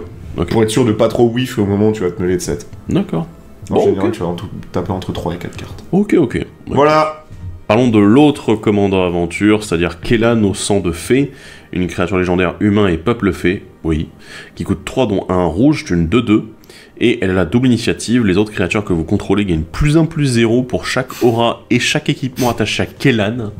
Et attention, accrochez-vous parce que c'est pas fini. L'aventure est un rituel, du coup. La faveur du droit de naissance qui coûte 1 blanc et un générique. Cherchez dans votre bibliothèque une carte d'aura ou d'équipement, révélez-la, mettez-la dans votre main, puis mélangez. Holy fuck! Alors, pour ceux qui demandent pourquoi humain et peuple fait, c'est le fils d'Oko. Voilà, ouais, next. Sinon, bah, on a un tuto à équipement, donc tu vas chercher Sunforger. Tu vas chercher Sunforger, tu joues Kellan, t'attaches Sunforger dessus. Et tu tentes des trucs. Et puis après, tu joues jeton. Tous les sorts que tu peux chercher avec Sunforger qui vont te mettre des jetons en jeu. Et puis voilà. C'est stupide, c'est vraiment stupide. Moi, je l'aime bien, il est cool. Il est tellement con. Il est pas si pété, je pense. Oh, quand même. Non, je pense qu'il est bien, mais pas pété. Mais... En fait, moi, ce qui me fait dire qu'il est pété, c'est vraiment le fait qu'il a un tutor sur lui. Et surtout que, contrairement à beaucoup d'aventures de cette extension, il est curvé. C'est un truc ils avaient fait beaucoup ça, en fait, dans le premier Eldrain, en mode, ah bah tiens, vas-y, au tour 2, tu joues l'aventure, au tour 3, tu joues la créature. Ouais. Parce que t'auras 2-3 manas. Et le truc, c'est dans cette extension, ils ont fait, ah mais tu sais quoi, justement, pour éviter les conneries, cette fois-ci, on le fait pas. On va mixer un peu, on va faire, bah tiens, Bellona elle coûte 5, puis l'autre côté elle coûte 3, t'es là, ok d'accord, donc faut faire un choix, tout ça. Non, là non. Et là non, c'est 2, 3. T'es là, ah ouais d'accord, ok. Et ça se passe comment? Bah mal pour les adversaires, généralement. Tu vas chercher Pince Crun, tu vas jouer des jetons, tu vas sacrifier tes jetons. Voilà, mais j'aime... En fait, le truc c'est qu'il a double initiative en plus, t'es là, on est en blanc-rouge, donc moi je me dis, bah... Oh, les épées. Le blanc, ça tombe bien. Il y aurait pas un peu de vol à donner en blanc? Parce que... Si, on peut, ouais. Vol double init, let's go, tu boostes tes créatures à côté, t'es là, ouh, on est parti. En plus, ce qui est con, c'est que les créatures, elles sont boostées tout le temps. C'est pas genre, les autres créatures, au moment où vous attaquez, les autres créatures gagnent +1/+0 pour chaque aura, équipement, voilà, t'es là. Non, c'est tout le temps. Tout le temps. Donc du coup, tu peux te retrouver avec des 1-1 qui ont un boost qui sont par exemple des 4-1. Et t'es là, ah bah tiens, j'ai des bloqueurs, pas de problème, j'ai mes jetons, oh let's go. Je peux bloquer tout ce qui se passe en face. Kellan en face qui passe parce que c'est du beurre en face et il fait paf paf. Lui il fait paf, allez vas-y, je te bave dans tous les sens. Et les jetons ils sont là pour bloquer, ils font vas-y, viens, on va mourir mais toi aussi. Il y a plein, j'y pense, mais il y a plein d'équipements qui mettent des jetons. Oui, il y a des équipements qui mettent des jetons, on a tous les nouveaux équipements qui en effet arrivent avec un jeton qui s'active automatiquement. T'as également des cartes qui font des jetons en fonction du nombre d'équipements. Ah oui, le truc de les nains là. Ouais, voilà. Il y a des nains un peu partout. Que tu peux rééquiper tout de suite après. Non mais ça peut être con, mais ça peut être tellement con. Ouais, et à côté de ça, le bonhomme il se protège pas plus que ça. Hein. Non, mais de toute façon c'est une tête brûlée quoi, c'est vraiment ça quoi. Kellan au centre fait, c'est vas-y, bam, je vais leur foncer dans la gueule quoi. Il est beau comme ça. Il est très beau aussi en full art. Ouais. Je l'ai vu, c'est magnifique. Mais ouais, c'est... En unité ça devait être assez horrible. Hein. Ouais. Ouais, ça doit être 2 double minutes pour 3, plus tu peux aller chercher, parce qu'il n'y a pas beaucoup d'équipements, mais il y en a quand même. Et les auras surtout. C'est ça aussi, t'as le blanc à côté, donc t'es là, ouais, les auras. Ouais. C'est vrai que je suis matrixé par Boros équipement, c'est pour ça que je pense. Ah non, mais là, Boros aura. Et ça peut être con. Tout ce qui brille. Ouais. Non mais vraiment, le deck est débile, hein. Honnêtement, moi je veux dire, le commandant il a tout le potentiel pour faire un gros deck qui tâche bien fort. Après, c'est sûr c'est pas un commandant combo, voilà, quand je dis débile, c'est vraiment dans le sens, il va être ultra gros, bien vénère, quoi, voilà. Mais, ouais non, Zweltopad c'est un niveau dessus quand même. Donc tu penses que Zweltopad c'est mieux que Kellan? Je pense que Zweltopad ça boubouite beaucoup pour réussir à tuer très rapidement. Kellan, ça met juste une pression énorme sur le champ de bataille. C'est pas la même chose pour moi, mais bon, voilà, c'est un avis. Et on va finir les commandants du set en lui-même avec le seul, l'unique, la carte qui a fait vendre beaucoup de boîtes, le Sir Gingembre, la fin du dessert. Ouais, donc créature artefact légendaire, nourriture et chevalier, c'est une 3-1 pour 2. Elle a des très bonnes stats, hein, 3-1 pour 2. Sir Gingembre, la fin du dessert, le piétinement, la défense talismanique et la célérité tant qu'un adversaire contrôle un Planeswalker. À chaque fois qu'un autre artefact que vous contrôlez est mis dans un cimetière depuis le champ de bataille, mettez un marqueur +1/+1 sur Sir Gingembre et regard 1. Et puis évidemment, on peut sacrifier Sir Gingembre pour gagner un nombre de points de vie égal à sa force, puisque c'est une nourriture. On est d'accord que cette carte existe uniquement parce que les gens étaient ultra hype dans le trailer de... Alors, la carte existe pour le même, et en même temps, c'est pas si difficile que ça en incolore de faire des boucles de sacrifice d'artefacts. Hein. Non, en effet. Je confirme. Non, ouais, c'est pas très compliqué. Tu peux jouer des équipements pour mettre un peu de protection sur Sir Gingembre. Puis de toute façon, t'as les boucles avec Mir Retriever, Junk Diver, le Workshop Assistant, Scrap Trawler, qui sont les 4 cartes qui permettent, bah voilà, quand un artefact, quand l'un d'entre eux est mis au cimetière, ou bien le Scrap Trawler, quand un artefact est mis au cimetière, t'es là, hop, récupérer, tout ça. Et en fait, tu fais de la réanimation en boucle, c'est... Alors évidemment, ça coûte toujours du mana, mais tu peux aller très vite. Donc voilà. Ouais. Bon, après c'est mignon. Ouais, voilà, c'est un mème. Voilà, parce qu'il y a rien, je veux dire, elle a pas d'évasion tant qu'il n'y a pas un Planeswalker en face, parce que bon, le pétinement, ça serait quand même assez fat. Mais tu peux lui donner. Voilà, oui, bien sûr, t'as toujours moyen. Après, bon, en incolore, c'est un peu compliqué, quoi. Est-ce que... Moi, je pense que, par contre, par exemple, moi j'ai un deck Glissa, sacrifice d'artefact. Dans ce deck-là, Sir Gingembre peut être une très bonne carte. Ouais, parce que t'as un regard 1. Voilà, t'as le regard 1 en plus, ça te permet de contrôler le dessus de la bibliothèque, je sacrifie régulièrement les artefacts, je les récupère, je les rejoue. Donc voilà, on est un peu dans cette dynamique-là. Dans certains decks, avec le sacrifice artefact, on aura envie de la jouer. Pas forcément en incolore du coup, mais on aura envie de la jouer. Ouais. Donc ouais, cool. Et voilà qui conclut du coup pour les commandants de l'extension, du set de base. Il nous en reste 3 à aborder. Il y a déjà le seul commandant de Jumpstart, du coup qui se trouve dans les boosters noirs de Jumpstart, qui s'appelle le vieux Volticro, qui est d'une créature légendaire rat et peuple fée, qui coûte 5 dont un noir, c'est une 3/4 avec le vol. Attention à vos rats, protégez-vous. Au début de chaque étape de fin, si une créature est morte ce tour-ci, crée un jeton de nourriture. Et pour 3 dont un noir, sacrifie une autre créature ou un autre artefact, il gagne +2/+2 jusqu'à la fin du tour. Voilà, c'est tout. Ouais, c'est pas... Ils avaient raconté qu'en gros, c'était plus...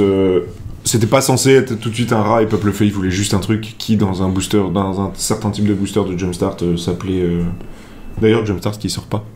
Oui, en gros... On parle de Jumpstart, mais en fait, vous pouvez avoir cette carte que dans les boosters d'extension. Voilà. Elle a été designée pour Jumpstart Eldraine ne sort pas. Ouais. Et donc, du coup, elle est dispo. Et en fait, à l'époque, il leur fallait, en termes de design, il leur fallait une créature qui parte sur un truc de sacrifice de nourriture en noir. Ils en sont venus à faire ce truc. Voilà. C'est sa seule raison d'exister, et même lui, sur l'illustration, il est là, tuez-moi, quoi. Ça sert pas à grand-chose, quoi. Plutôt moyen, en effet. Parce que même dans certains decks aristos qui veulent voir des créatures mourir, t'en as rien à faire d'avoir une nourriture en plus, quoi. En plus, c'est uniquement à l'étape de fin, donc bon, c'est pas directement... C'est chaque étape de fin, quoi. Ouais. Mais c'est pas non plus un truc que tu peux utiliser avec le manufacteur de l'académie, quoi. T'es là... Non. Bah, ça aurait été assez amusant d'avoir ce petit côté-là, mais non. Ouais. Non, malheureusement, non. Et du coup, là, on va parler des 2 commandants qui sont listés dans... Commander, Wild of Sea, enfin les Friches d'Eldraine, les decks Commander, mais qui ne sont pas dans les decks, mais qu'on peut quand même avoir dans les boosters d'extension. Et on commence avec Korvold, le goinfre jovial, il est de retour, créature légendaire, dragon et noble, c'est une 4/4 pour 5, un noir, un rouge et un vert. Ce sort coûte un incolore de moins à lancer pour chaque type de carte parmi les permanents que vous avez sacrifié ce tour-ci. Il a le vol, le piétinement et la célérité. Et à chaque fois que Korvold inflige des blessures de combat à un joueur, mettez X marqueur +1/+1 sur Korvold et piochez X cartes. X étant le nombre de types de permanents parmi les cartes de votre cimetière. Vive le délire. Ouais. Le délire du coup de Ténèbres sur Innistrad, qui avait une capacité assez intéressante, mais pas utilisée en commandeur. Bah voilà. Korvold est un peu dans ce délire-là. LOL. Excusez-moi. La blague, c'est que le délire fonctionnait avec le bleu. Non, l'archétype, c'était... bleu, non, c'était vert noir. Vert noir? Non, il y avait du bleu aussi, hein, je t'assure. Ah bah, il y en avait voilà, il y avait un bleu, noir, vert, en tout cas. Mais ouais, donc, pourquoi pas? Ouais. Alors, moi, ça me fait rire, parce que il y a un autre commandant qui aime beaucoup sacrifier des types de permanents. C'est les frères Fracas-Gang de Commander 2013, qui n'est pas un excellent commandant, mais qui est plutôt sympathique. Mais du coup, ça fonctionne plutôt bien avec Korvold. Ouais. Donc bon, pourquoi pas. De toute façon, vous allez avoir envie de sacrifier les permanents pour réduire le coût de Corvol parce que 8 mana, c'est beaucoup. Par contre, une fois qu'il touche... Et puis, vol, piétinement, célérité, quoi. En fait, encore une fois, j'ai l'impression de voir Corvold comme vraiment un truc... C'est... Non, pas forcément un finisher, mais juste une grosse force de pression qui arrive et qui va te mettre une patate tout de suite. Et t'es là... Alors bon, vous me dites, ouais, c'est qu'une 4-4. Ouais, mais vous avez vu la plus-value qui est derrière. T'as vu la gueule de la 4-4 La vache, quoi. Enfin... Oui, mais c'est qu'une 4-4. Oui, bah vas-y, prends 4. Surtout la pioche, quoi. Puis tu récupères des marqueurs en plus, donc t'es là, ah bah si t'as bien fait ton boulot, en fait, Corvold, il va te coûter que 4 mana, allez hop, on est parti. Et puis derrière, ben, tu te dis, ok, Corvold, bam, il gagne 4 marqueurs, il pioche 4 cartes. T'es là, wow. Les types de permanents, du coup, on va avoir terrain... Terrain facile. Enchantement. Enchantement facile. Créature. Créature, artefact, c'est facile. Et ta bataille. T'as les batailles. Pas la bataille. T'as les batailles en effet. Et les Planeswalkers, bon, je pense que ça va être plus compliqué là-dessus. Ouais. Voilà. Et faut pas oublier, ouais, là-dessus, bah, déjà 4 qui sont relativement faciles à avoir. Parce que bon, tu mets les artefacts qui se sacrifient, je sais pas, enfin, tu mets prisme prophétique, allez, vas-y, let's go. Ça fait tu joues ça arrive Eggs, en jeu. Voilà, tu joues Eggs, tes enchantements, t'as des trucs qui se sacrifient pour faire des effets, t'es là, bah ouais, en effet. Et ça va être super facile, hein, vraiment. Donc, le deck Corvold, à mon avis, il va être facile à monter. Mais il va demander une... Enfin, facile à monter. C'est très direct dans la stratégie, mais par contre, il va falloir faire le tri de dire qu'est-ce que je vais mettre, etc. Ouais. Et vraiment faire le tri de la répartition aussi. Par contre, il va malheureusement pâtir de la comparaison avec le premier Corvold. Et là, du coup, par contre, oui, évidemment, il est moins bien. Hein. Il est moins bien, mais voilà, il est moins combo. L'autre était designé pour autre chose. Ouais. Parlons de Brennart, le sculpteur de pain d'épices. Pardon, excusez-moi. C'est le pâtissier. Le créature légendaire humain et artificier qui coûte 4, dont un vert, un blanc et un bleu, c'est une 3-3. Chaque créature que vous contrôlez qui est une nourriture ou un golem gagne +2/+2 et a le piétinement. Et à chaque fois qu'une autre créature non jeton que vous contrôlez meurt, vous pouvez l'exiler. Si vous faites ainsi, créez un jeton qui est une copie de cette créature, excepté que c'est une créature artefact, un nourriture et golem, en plus de ces autres types, et qu'il a pour 2, vous l'engagez, vous le sacrifiez, vous gagnez 3 points de vie. Il a fallu attendre Eldraine pour avoir enfin le commandant Splicer. Eh ben, no joke, j'ai quelqu'un qui a déjà monté le deck. Ouais, bah, ça m'étonne et franchement, ça fait très très peur. Ouais, mais c'est marrant, hein. Mais j'en doute pas. Ah non, mais là... Ouais. Tous tes golems ont +2/+2 et piétinement, d'accord. Les Splicers, en fait, ce sont un cycle de Phyrexian du second Mirrodin, donc du coup la nouvelle Phyrexia, qui faisait à chaque fois un 3-3 golem quand ils arrivaient en jeu, et qui donnait les capacités à tous les golems que tu contrôlais. Genre ça va être le vol, ça va être la vigilance, ça va être +1/+1. +1/+1, le piétinement, aussi en vert, initiative. Blade Splicer, trop fort. Voilà. Et il y en a eu un autre dans les decks All Will Be One, je crois. Non, pas All Will Be... deck de marche des machines, où ça donne indestructible, mais il coûte 7 annoncé. Et il y a le blanc-bleu, l'éléphant, qui est sorti dans... Oui, il y a l'éléphant, c'est vrai. Aussi. Et il y a eu Ishtekik, dans Commander Legends. Ouais. Voilà. Donc voilà, c'est... Il y a un cycle, et honnêtement, le pire, c'est qu'ils sont tous dans les bonnes couleurs pour Brennart. Bah c'est Bant. Donc vous jouez Bant Golem. Après, si vous voulez pas jouer Golem Tribal, vous avez l'autre option qui est le deuxième bloc de texte, où en fait on va utiliser des créatures... on va avoir tous les effets, Doubling Season, c'est bon, maintenant vous connaissez. Des créatures qui ont des ETB intéressants. Notamment les Splicers. Et en Bant, bah c'est pas compliqué. Puisque Bant est connu pour avoir des bons jeux Blink, donc du coup, tu prends les mêmes et tu recommences. Ouais. Quoi. En fait...